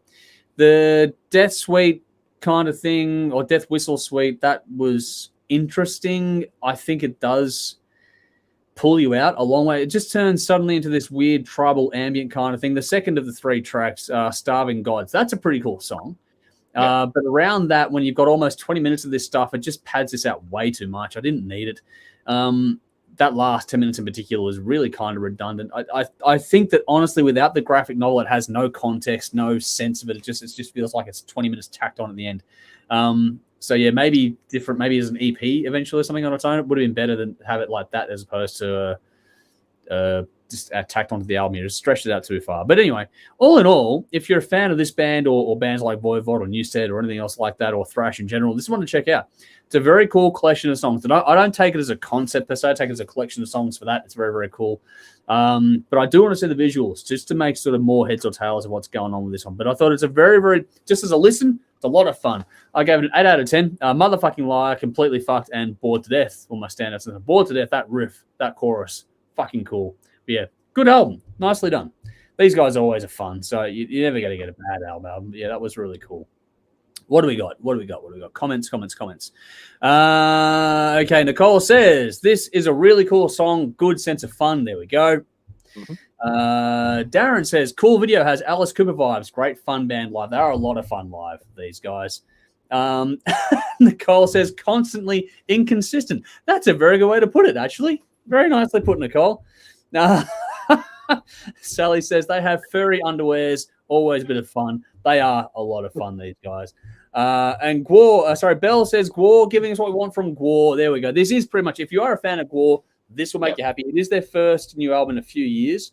They weren't even sure they were going to do it. We thought we might just get sort of live shows from these guys for a while. But yeah, this definitely worth continuing with the studio album stuff if they put out songs like this, because it's really fucking well done. Alrighty. You know what you're in for. Change of pace. Let's do it. We're going to big gear change now before going back to the darker side of things for the closing act tonight. But next up is Crobot. So the band is Crobot. Your reference track up next is the song Set You Free. That is in the comments now. It's in the description box as well. While we move on to our second last review of the evening, which is this. So Crobot with Feel This. 12 tracks, 44 minutes. The fourth studio album of the Pennsylvania band. Released June 2022 by Mascot Label Group. Produced by Jay Ruston. 2 singles have been released in Better Times and Set You Free. This appears to be the band's first album with Tim Pugh on bass. And a few of us were excited to give this one a go. I know, Dave, you are one of those excited to give this one a spin. So did it live up to your expectations, exceed or not? Yeah, it did. And I'm really happy about it. Because I discovered this band with their first debut when it came out, I think 2014. And that was called Something Supernatural. And that was great. Yeah. Dark, heavy, riff-driven rock with lots of supernatural themes. I thought, very cool. This band is one to keep an eye on. Then they followed that with Fat City, which I nicknamed Nothing Supernatural. Yes, because I remember that. Everything that made that first album good, well, apart like lyrically themed, was gone. Yeah. And while there was still good riffs and everything, it just didn't have that same bite. I guess they didn't want to be like into that whole thing their whole career, so they changed their image. But I kind of lost track of the band after that. So listening to this album after a bit of a time away, I'm glad this is as good as the first album was. Nice. No, they're still not doing the supernatural stuff anymore, but they got their bite back. They got that heaviness to their riffs, and I think that's what made the band so good. Because I remember those 2 reviews. You loved one and really were disappointed by the next one. Yeah, the first one was fantastic. Yeah. But they've got the like I said, it's not supernatural stuff anymore, but the stories seem to be a bit more personal. Yeah, definitely. For the singer.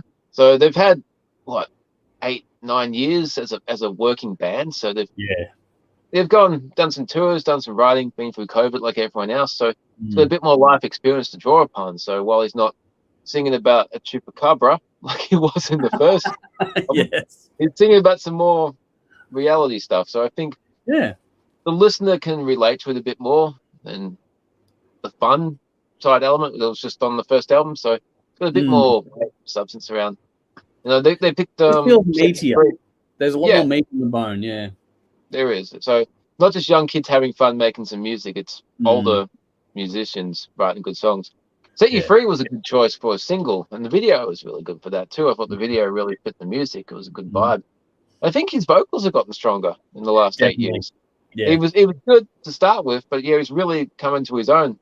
I remember interviewing him on the tour cycle for Something Supernatural. Did a phone interview with him. So guy's definitely one of those guys that just lives music and is happy to talk for a good 15 minutes, had a good songwriting process. But I'm glad to see that they're still around. They're doing a lot more. So if you've heard this band but kind of passed them over, but definitely give them a listen. This is a good album to start on. Yeah, and then go back to the first one. But I haven't heard the one after this. After Fat City, I didn't. There's one in between. This is their fourth, and I haven't heard the third one. But I will go back and give that a listen based off this. Okay. Cool. Yeah, good album. I gave this 8 out of 10. Set You Free, Better Times, Without Wings, and Into the Fire. My standouts. All right. Well, spoiler alert. This is gonna be one that I rate higher than you for the first time tonight. There we go. If you like melody and riffs, you've come to the right place for sure. There is some seriously great energy on this album. It's big and punchy right from the start. This takes you on a really complete journey from top to bottom. Some great hooks, some great lead work on this one too. The performances across the board are fantastic. So well done. Like you were saying, they've been around for a while. They're well honed. They're seasoned now. They just know what they're doing. They smoked this one. Nothing overly complicated, but this is just a stunningly good collection of songs. There's some great groove on this one. The swing is great. I would love to see this live. Even just this album, front to back, live would be a great show. These songs will take all of one spin to get stuck in your head. It's a good mix of old school influences, but a modern approach on things. If you like anything from early Shinedown, like the first couple of albums from Shinedown, through to modern day Danko Jones, you're going to enjoy this one. Like those two extremes, like they're not really extremes, but that's kind of your wheelhouse. Great lyrics, great storytelling on this one. There are definitely some heartfelt moments on here that are really well done. It's got a nice bit of bite overall too, some nice sort of nastiness in the right places to it. Not a lot of slow stuff on this one, which is cool. I like that it's a heartfelt touch with not a slower, like no big epic power ballad kind of thing going on. They just use tempo change really nice to sort of make each song stand out differently to each other as well. There's some nice snap on this one. Like the way that the drumming really does drive this album, push it along nicely. There's some really good punch, and the use of space was fantastic in that regard. They left little gaps. Like that whole thing about knowing when not to play a note. These guys have that down pat on this album. These guys are just on, like from writing performances, the whole lot, they're on. And just like I said, even knowing when not to play. Just the impact those little seconds bring, or half seconds, whatever, semi-quaver moments, brilliantly done. So well placed. Some cool harmonica on this as well. If you like, the early Black Sabbath vibe that used the harmonica, this has a bit of that attached to it too, which, throws back in time a bit more. But the sonics on this, the mix is absolutely fucking phenomenal. This sounds so good. It is so well blended. The space is great, as is the depth. But the punch on this just stands out. The warmth and the tones. It's got so well balanced. Everything is crystal clear, but it's just so organic. Like this doesn't feel like a band in the studio. This feels like a band playing, and it just being really well captured. Not overly crunched. It's got not overly polished either. It's just got that nice bit of bite. And there is crunch to it. Don't get me wrong, but it's not compressed the shithouse like everything else is that's modern rock these days. These guys left the headroom, kept the tones, kept it organic, and it just sounds absolutely phenomenal. I love the rhythm and the lead work on this one as well. This has everything you want. Just the occasional bit of studio trickery just to sort of, bring little accents here and there. This thing flies by as a listen to. And I just think that it gets your attention from the opening, though. It just does not let you go. I think that, it's a riveting listen. They're not reinventing the wheel, but you don't need to when you're writing songs this good. I think that like tracks like Dance with the Dead, that could have been a Danko Jones song. That is just so... If you like Danko Jones, check out the song Dance with the Dead. That is just 1-2 punch there. It's brilliant. That tempo, that groove, it's got a great hook in it. But right after that, you've got... before that, I think you got Into the Fire, which has that sort of Shinedown feel. So those two songs back-to-back is where I got the Shinedown and the Danko Jones kind of vibe to things. The album never runs out of tricks, little twists and turns on the way, little points of difference. The change up with the second last track, Never Break Me. No two songs are alike on this one. That song really stood out to me as well. This could well be a top 10 album for me this year. I just think it's that fucking good. It's one of those ones where they have hit that early album form. That was a lot of fun, the first album. This is like that talent, that skill, and like you said, they've just gone and matured on it. And it's like when you get... It's that feeling, when you cook a pasta or a casserole or something, and then the next day is when it really is the flavor thing. It's like the first album was the day of the cooking. This is now when it's had that 24 hours sort of really sit in the juices and go for it. That's what this one feels like now. It's just really solid, really good. If you like modern hard rock at all, with energy and attitude that just pays homage to the days of old without ripping anything off, give this one a go. This does not disappoint at all. I gave it a 9 out of 10 for now, but by the end of the year, that could be a lot higher. But 9 out of 10. Electrified, Dance with the Dead, and Never Break Me were my standouts on this one. I fucking loved it. Great album. Well done. Got some comments on this one too, though, which is cool. Nicole says, Nickelback on steroids. I like it. It's not a bad way to put it. Not a bad way to put it at all, actually. Bell says, a fantastic high-energy hard rock album from start to finish. Glad you liked it as well. Darren says, great song. Crobot have the chunky groove riffs. Yes, they definitely were special on this one. They have some great riffs on this one. And Matt says, Crobot haven't released a bad album yet, and this new album kicks ass. Cracking band. So there we go. Definitely a lot of love for Crobot in here as well. Bell's just followed up with Crobot, the lasagna album. So there we go. Good comment, Bell. That is well put. Well played. All righty. Let's move on to our headline act tonight. And Bell, I know you've been waiting for this one, I'm pretty sure. I think a few other ones as well, but I know there's some popularity for this one. So, Dave, let's get stuck into it.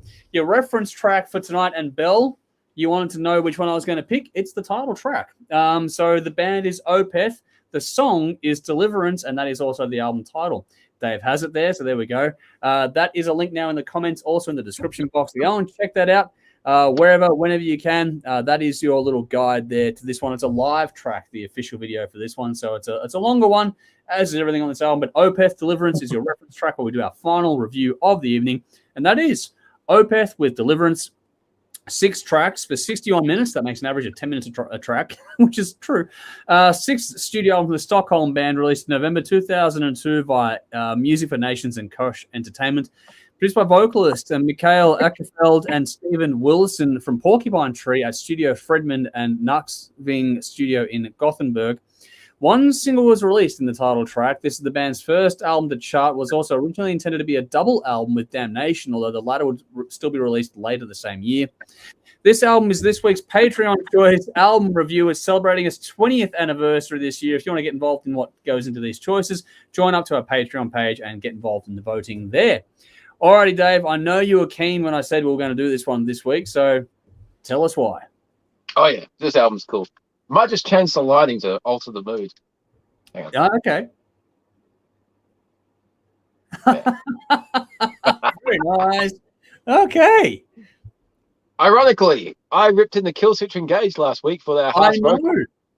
This week, I'm going to praise the fuck out of Opeth, which also uses harsh vocals. I was wondering how you'd go, because it's so not normally your thing, but you love this one.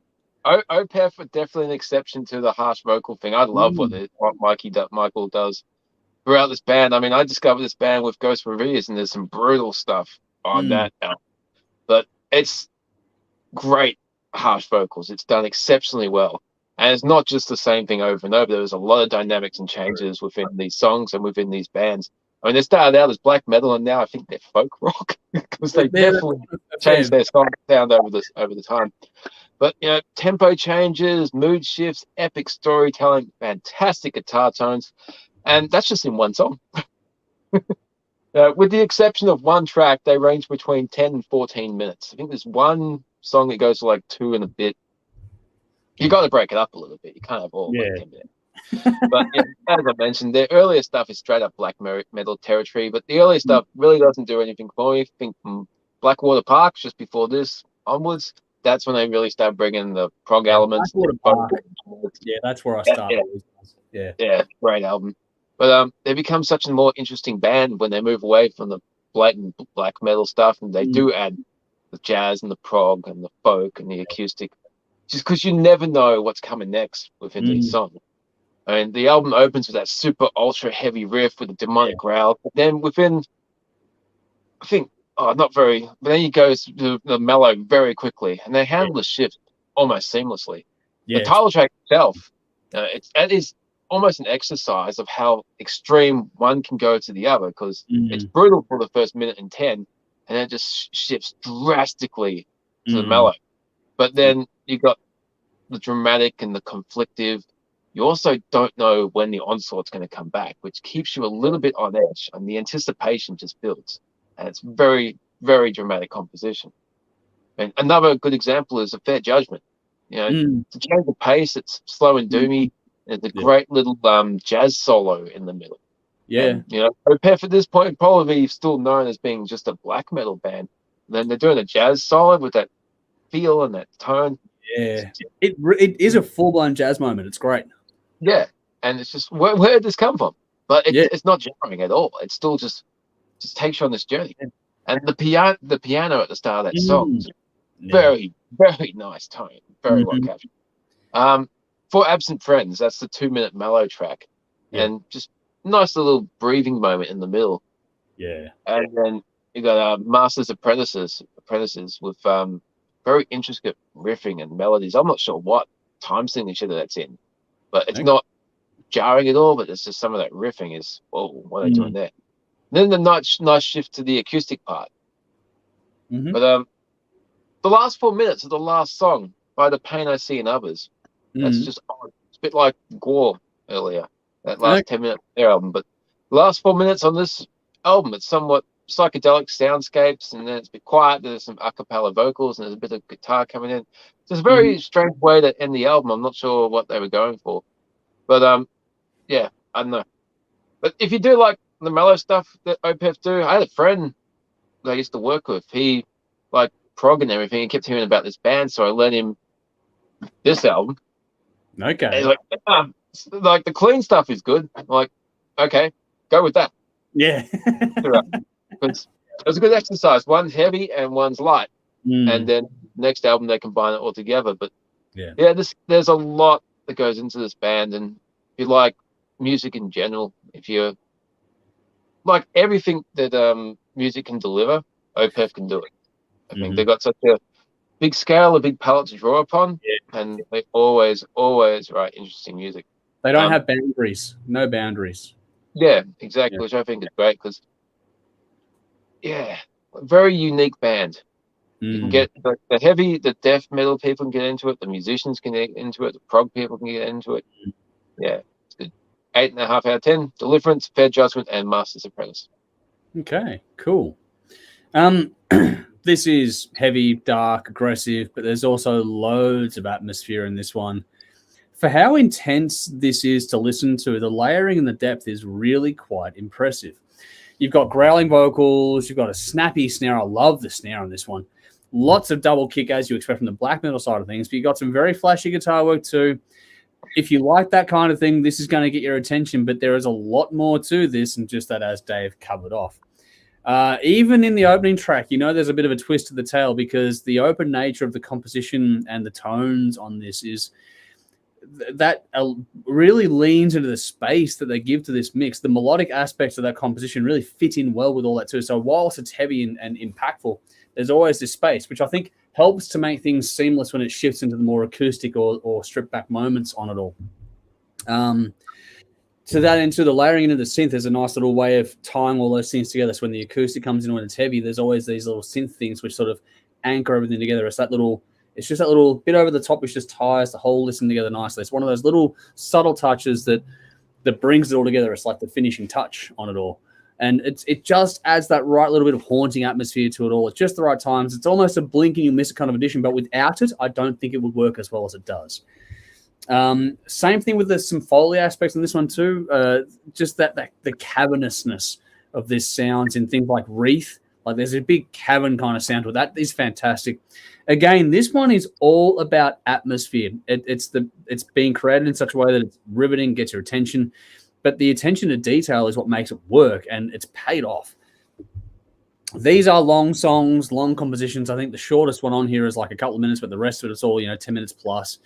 But they've filled that time in so well. This thing flows incredibly. The clean moments are stunning on this one to me. The clean vocal and the composition that goes with it is absolutely wonderful. And the contrast that brings to the heavier, more guttural style of things is incredible. It's the two sides of the coin working really well in harmony to be a complete piece. And they balance out so much better than they should. This one, you'd think, I would expect, traditionally knowing you, Dave, a review more like what we got with Killswitch last week. This one just shows you how a band can do this stuff impeccably and pretty much get anyone's attention with it. I don't think many do it as well as these guys do at all. The chuggy, riffy middle section of the title track is a great moment on this album. You got to take this album as a complete listen, though. I don't think cherry-picking songs is the way to listen to this one. It's one of those ones you got to deep dive. You got to take the whole thing in. Yes, it's an hour long, but it's worth it. It's rewarding. And while some it's punishing, it's meant to be, because that's what gives you the payoff when the soft elements come in. Without, you don't have... I've got a saying that I've hung on to for ages that, perfection is a paradox. It doesn't exist without a flaw. This is one of those things where you've got to have both sides to really appreciate the whole, the sum of the parts. This album is a complete piece, not just, cherry-picking songs.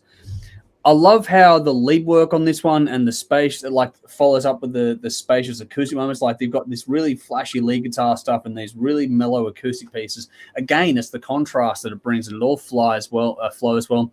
But the drumming in the softer moments is just as good as it is in the heavy moments. You don't always have the double kick going on, but just the way it brings feel and drive to these songs, or knows how to set the tempo and strip things back a bit. It just pushes and slows things back a bit just really well on this one too.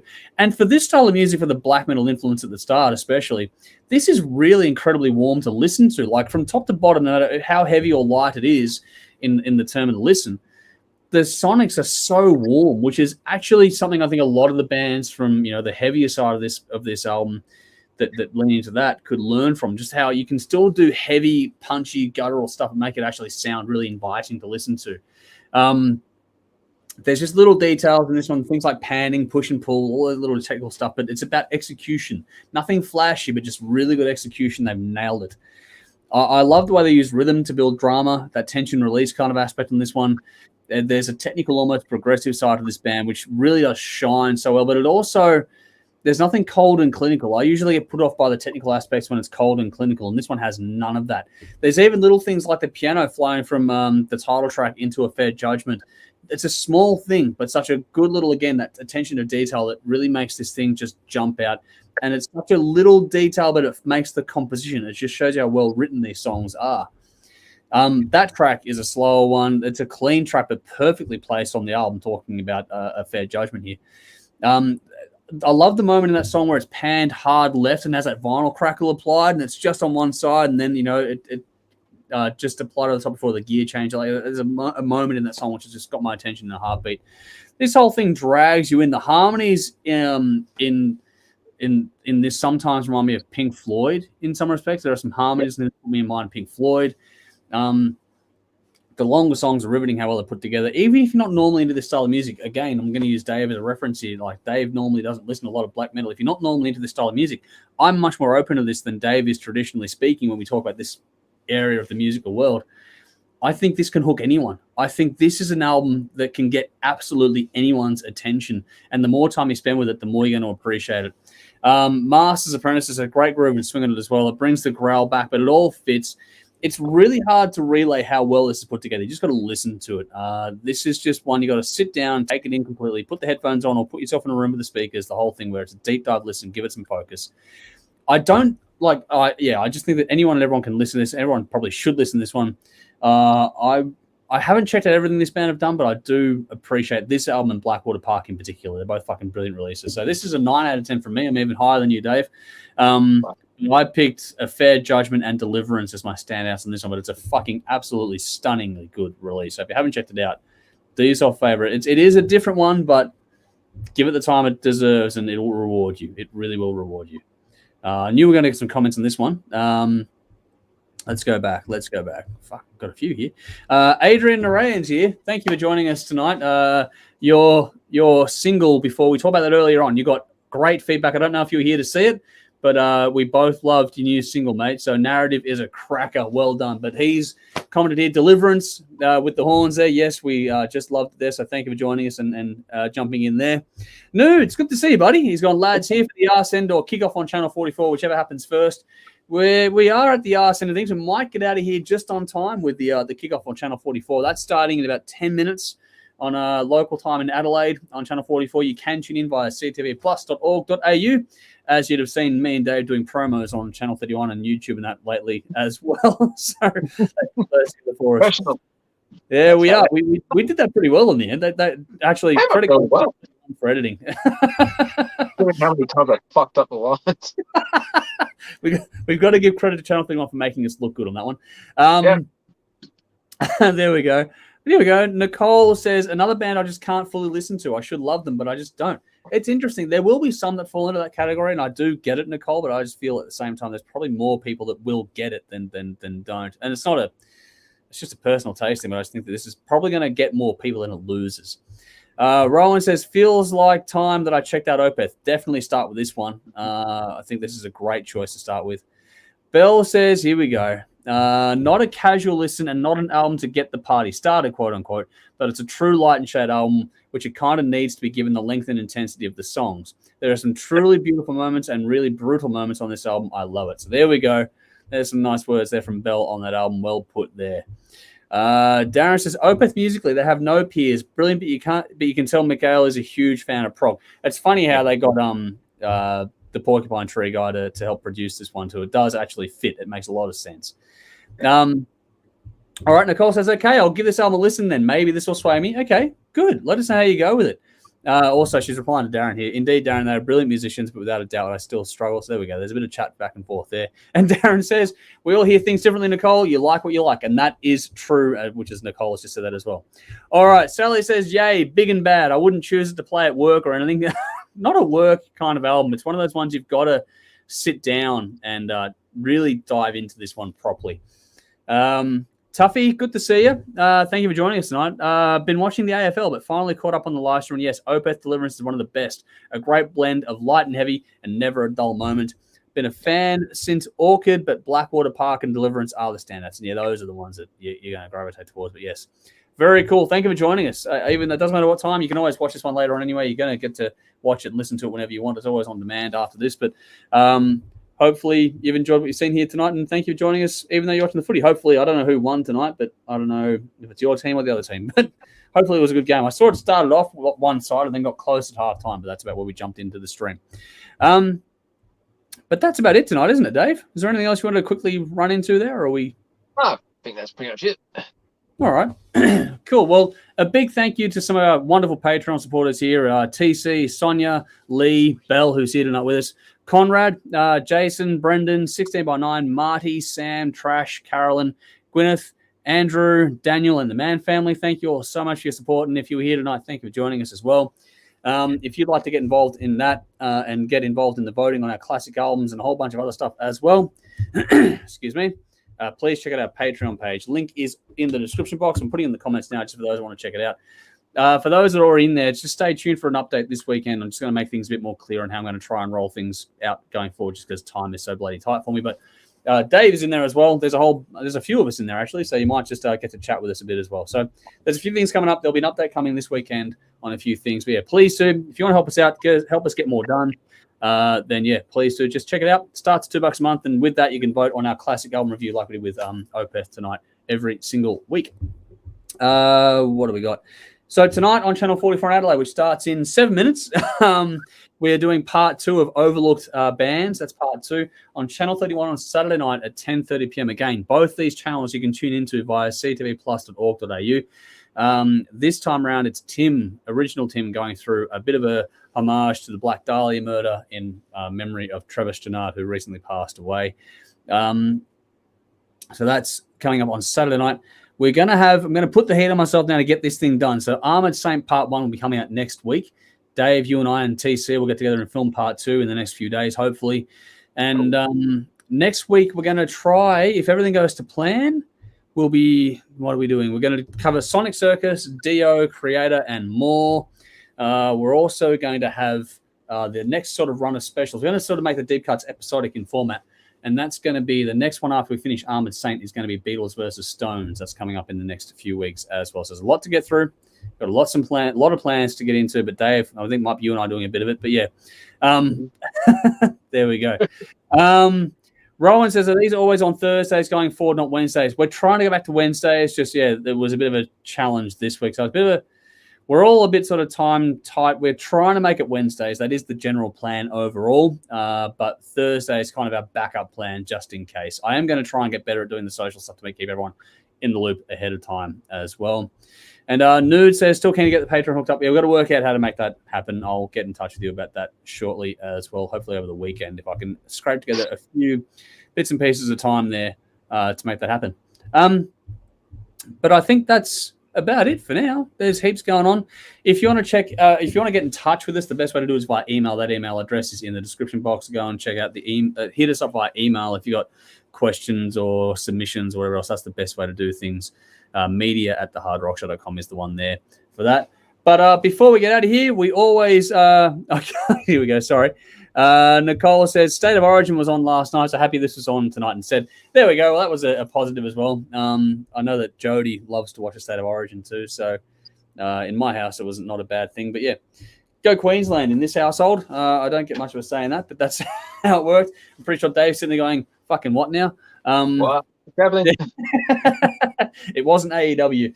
Alrighty. On that note, Dave, what are you feeding the bin this week? Yeah, just tiniest little thing, but it took me out of my happy place. And I woke my wife up in the moment. But okay, so the other night, I'm lying in bed with my phone, with the earplugs in, watching Stranger Things, Season 4, Episode 2. Julia's gone to sleep. No, so I'm not going to spoil anything, except one tiny little thing, but it's not about the storyline. It's about production. Now, Stranger Things takes me back to my happy place. The 80s, music was good. There was no fucking mobile phones. Nice times. And there's a scene in the video library. I'm just like, the video library. This takes me back. My happy place. I spent so many times in the video library. Wait, what the fuck? No video library ever had shelves stacked like that. No. And I actually was like, no. And I woke Julia up because I'm like, this is like the biggest thing. Oh, God, I'm sorry. Go back to sleep. I'm sorry. This is so wrong. No video library ever had every shelf of videos face up with that gap between every single video throughout the entire floor. No. You get one display wall. You get a couple of display walls, like your top 10 or whatever else, but not the whole lot. And like new releases, but not your weeklies, not the whole store. A lot of them were turned sideways because they had so many videos. Yeah, maybe it's the other way around. They couldn't find enough covers. That's probably it. It's probably on CG, so they just copy-pasted everything. So especially in the horror section, they were all down the bottom, all the sideways ones, all the $1 crappy movies that were terrible, but you still rent it because, Anyway, it upset me because it took me out of my happy place. Jeez, okay. That's the bin. Important shit.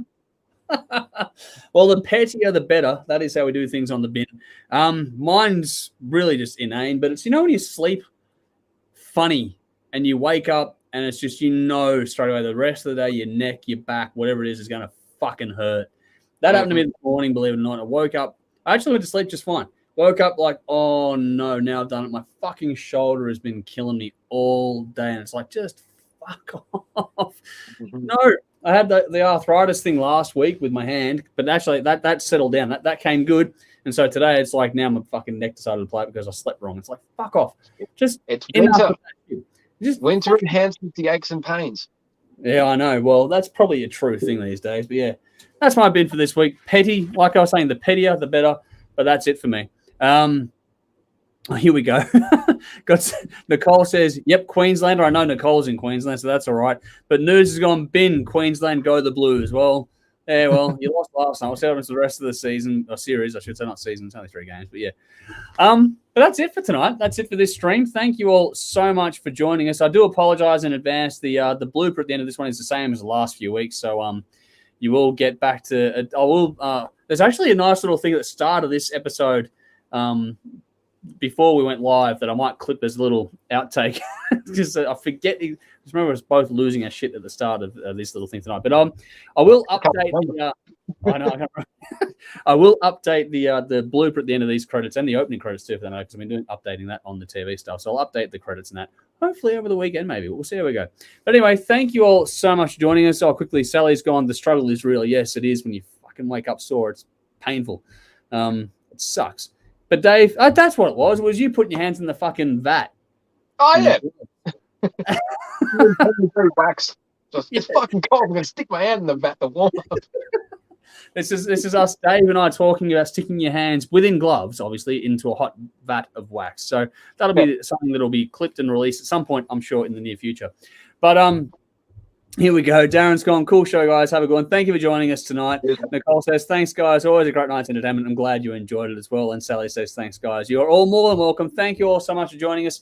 Whenever you're joining us, whether it's live or later on, thank you for your time. Hopefully you enjoyed the show tonight. Make sure you check out the music for yourself and give us your thoughts whenever and wherever you are able to. But for now, that'll do us. We'll see you all again next week. Until then, I'm Andrew. I'm Dave. As always, drink up and rock on.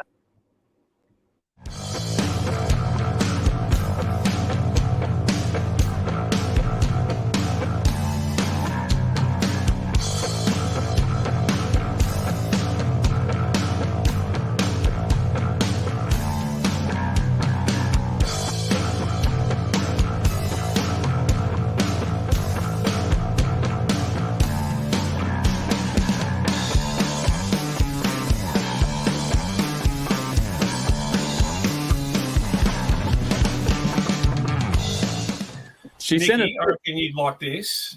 If you want to see the best pop song for the year, go and Google the brand new song by New Kids on the Block, and it's got Rick Astley in it, En Vogue, and Salt and Pepper. The video clip is phenomenal. They take the piss out of all the classic 80s videos. Absolutely unbelievable. And the song's really catchy as fuck. It's a great song. I admit to having En Vogue CDs. I have NSYNC CDs. Or you've seen the fucking rack. Go and watch this video. Go and check this video out because they take. I had all sorts of New Kids on the Block when I was a kid. Well, they take the piss out of classic 80s videos. They take the piss out of. Oh shit!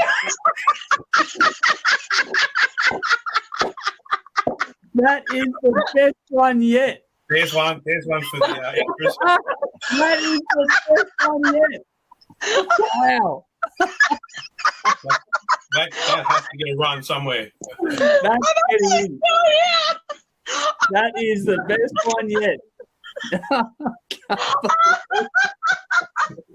I can't believe it. Fucking break.